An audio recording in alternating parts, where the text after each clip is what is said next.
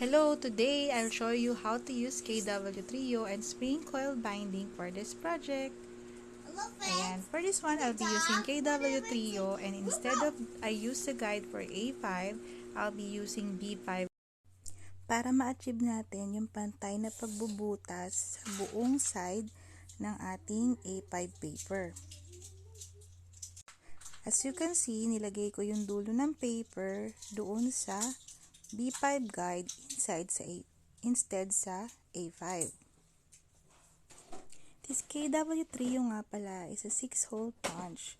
So, pag magbubutas kayo, you should count 1 to 3 hole at sa pangatlong hole, dun yung ilalagay yung paper stopper. Ayan, para pantay-pantay yung pagbubutas nyo. Okay, let's try again one more time. So, place the paper, dulo ng paper, sa B5 instead sa A5. Then, count 1, 2, 3 hole. Place the third hole sa paper stopper and then continue.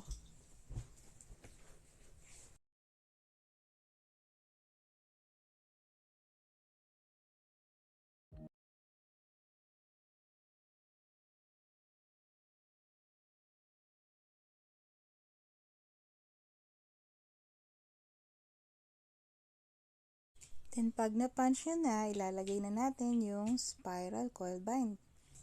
This spiral coil is 18 mm, good for 140 pages. But for this project, it's only 100 pages para mas maganda yung pagbuklat ng pages. Technique nga pala, bago natin ilagay yung spiral coil sa mga butas, stretch nyo muna yung spring para medyo lumuwag siya. This spring is good for 3:1 and 2:1 pitch. Ang technique nga pala guys, bago nyo ilagay ang spring sa butas, ay kailangan nyo munang stretch yung spring para medyo lumuwag siya.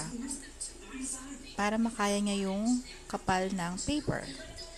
At yan na nga, tapos na. Ito ang ating finished product.